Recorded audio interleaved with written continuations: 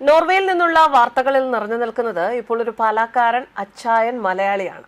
മോദിക്കെതിരെ നോർവേയിൽ ഉയർന്ന ഓരോ കൂരമ്പിനും മറുപടി പറയാൻ അവിടെ ഒരു മലയാളി ഉണ്ടായിരുന്നു, ഒരു പാലാക്കാരൻ മലയാളി.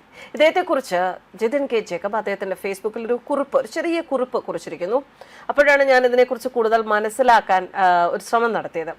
ജിതിൻ ജേക്കബിന്റെ വാക്കുകൾ ഇങ്ങനെയാണ്: പ്ലാനിംഗ് ഒക്കെ നല്ലതായിരുന്നു, പക്ഷെ അവിടെ ഒരു പാലാക്കാരൻ അച്ഛൻ ഇന്ത്യക്ക് വേണ്ടി സംസാരിക്കാൻ ഇരിപ്പുണ്ടായിരുന്നു എന്ന് അവർ ഓർത്തില്ല.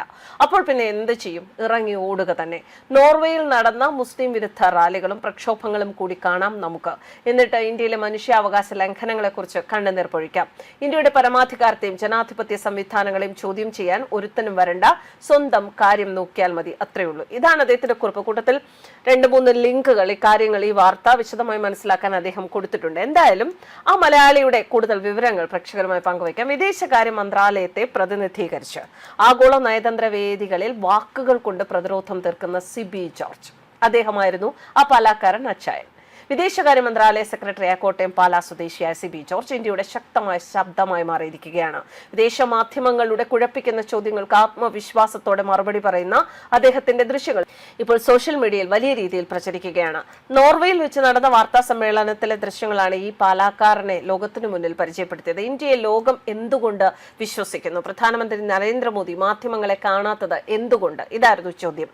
ജനങ്ങളുടെ വിശ്വാസം നിങ്ങൾ എങ്ങനെ അളക്കും എന്ന മറു ചോദ്യത്തോടെയാണ് അദ്ദേഹം മറുപടി പറയാൻ തുടങ്ങിയത്. കോവിഡ് കാലത്ത് രാജ്യം നൽകിയ സഹായങ്ങൾ, സമാധാനപരമായ അധികാര കൈമാറ്റം, G20 ഉച്ചകോടിയിൽ രാജ്യങ്ങളെ ഒരുമിപ്പിച്ച ഇന്ത്യയുടെ പങ്ക് എന്നിവ അദ്ദേഹം ചൂണ്ടിക്കാട്ടി.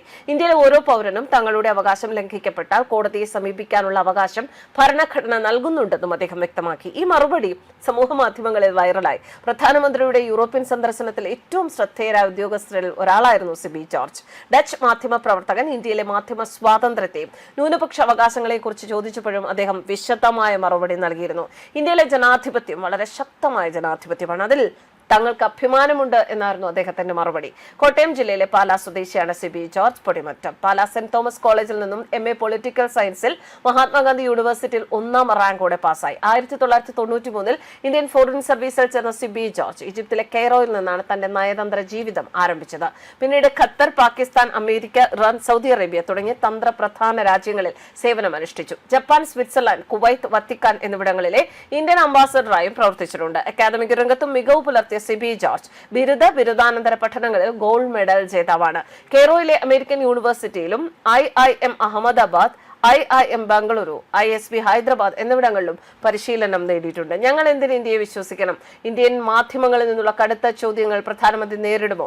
ഈ ചോദ്യങ്ങൾക്കായിരുന്നു കേന്ദ്ര വിദേശകാര്യ മന്ത്രാലയത്തിന്റെ മറുപടി. വാർത്താ സമ്മേളനത്തിൽ സിബി ജോർജ് നൽകിയ മറുപടി ഇങ്ങനെ: എന്തുകൊണ്ട് ഇങ്ങനെ, എന്തുകൊണ്ട് അങ്ങനെ, ഇങ്ങനെ പലരും ചോദിക്കുന്നത് ഞങ്ങൾ കേൾക്കാറുണ്ട്. എന്നാൽ എനിക്കൊരു കാര്യം പറയാനുണ്ട്. ലോക ജനസംഖ്യയുടെ 6-1 ഇന്ത്യയിലാണ്, എന്നാൽ ലോകത്തിലെ പ്രശ്നങ്ങളുടെ 6-1 ഇവിടെയില്ല. ജനങ്ങളുടെ മൗലിക അവകാശങ്ങൾ ഉറപ്പു നൽകുന്ന ഒരു ഭരണഘടന നമുക്കുണ്ട്. നമ്മുടെ രാജ്യത്തെ സ്ത്രീകൾക്ക് തുല്യമായ അവകാശങ്ങളുണ്ട്. അത് വളരെ പ്രധാനപ്പെട്ട കാര്യമാണ്. News desk കർമ്മസ്.